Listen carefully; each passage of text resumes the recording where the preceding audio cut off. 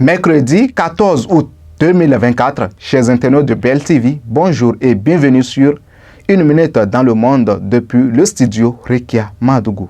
Démarrons ces informations par la Cour constitutionnelle thaïlandaise qui a rendu ce mercredi une décision à forts enjeux politiques. 12 mois après sa nomination, le Premier ministre Srettha Thavisin a été destitué par la Cour constitutionnelle. Cet ancien magnat de l'immobilier est accusé d'avoir violé des règles d'éthique fixées dans la Constitution en ayant nommé un ministre condamné en 2008 à une peine d'emprisonnement. Les juges ont décidé à 5 votes contre 4 de mettre fin à la fonction de Srettha Thavisin, a déclaré le juge Punya Uda Chachon lors de la lecture de la décision. Un nouveau chambardement guette le royaume une semaine après la dissolution du principal parti d'opposition et le bannissement pour 10 ans de son leader, Pita Limjaroenrat, prononcé par les mêmes juges. Cette décision a marqué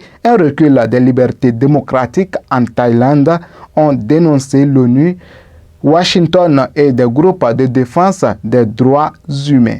Le Premier ministre japonais Fumio Kishida a annoncé ce mercredi son intention de se retirer de la course à la tête de son parti en septembre, ce qui signifie qu'il quittera son poste de chef du gouvernement. Je cite, « Dans cette élection pour la présidence du parti, il est nécessaire de montrer au peuple que le Parti libéral-démocrate au pouvoir est en train de changer. La première étape la plus évidente pour montrer que le PLD va changer est que je me retire. Je ne me présenterai pas à la prochaine élection pour la présidence du parti. » Fin de citation, a déclaré Kishida lors d'une conférence de presse.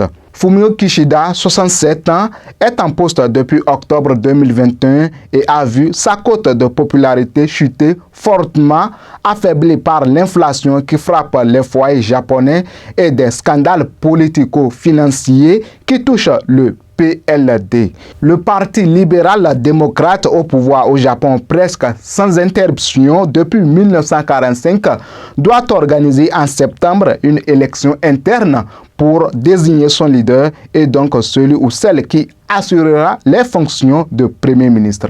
Les États-Unis ont approuvé hier mardi 13 août 2024 la vente de plus de 20 milliards de dollars d'armement à leurs alliés israéliens, comprenant notamment des avions de chasse F-15 et près de 33 000 munitions pour tanks. Le département d'État a déclaré dans une notification au Congrès américain que cette vente allait améliorer la capacité d'Israël à faire face aux menaces ennemies actuelles et futures. Ces livraisons prendront des années. Les F-15 équipés de radars et d'équipements de communication sécurisés ne commenceront à être livrés qu'en 2029. Des organisations de défense des droits humains et certains élus du Parti démocrate ont appelé Joe Biden à réduire ou arrêter la vente d'armes à Israël, engagé dans une guerre sanglante à Gaza, qui a fait au moins 39 929 morts d'après des données du ministère de la Santé du gouvernement de Gaza dirigé par le Hamas. Pour finir cette tranche d'information, annoncé le 29 juillet dernier par le gouvernement, le nouveau texte constitutionnel présenté en Guinée, notamment une limitation à 2 du nombre de mandats présidentiels, l'instauration d'un système de parrainage, un âge minimum de 35 ans et maximum de 80 ans pour se présenter à l'élection a été rendu public dans la nuit de samedi 10 août à dimanche 11 août par le Conseil national de la transition.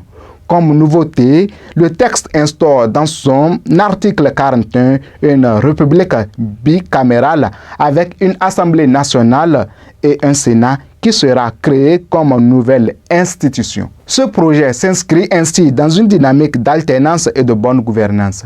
Concernant la magistrature suprême, il est indiqué dans l'article 44 que, je cite, la durée du mandat du président de la République est de 5 ans, renouvelable une seule fois, et ajoute de manière significative que nul ne peut de sa vie exercer plus de 2 mandats de président de la République. Fin de citation. Ce principe, qui est déjà en vigueur au Bénin, vise à éviter des dérives autocratiques souvent observées en Afrique où certains dirigeants cherchent à s'éterniser au pouvoir. Ce sera tout pour aujourd'hui. Merci de nous avoir suivis. À demain.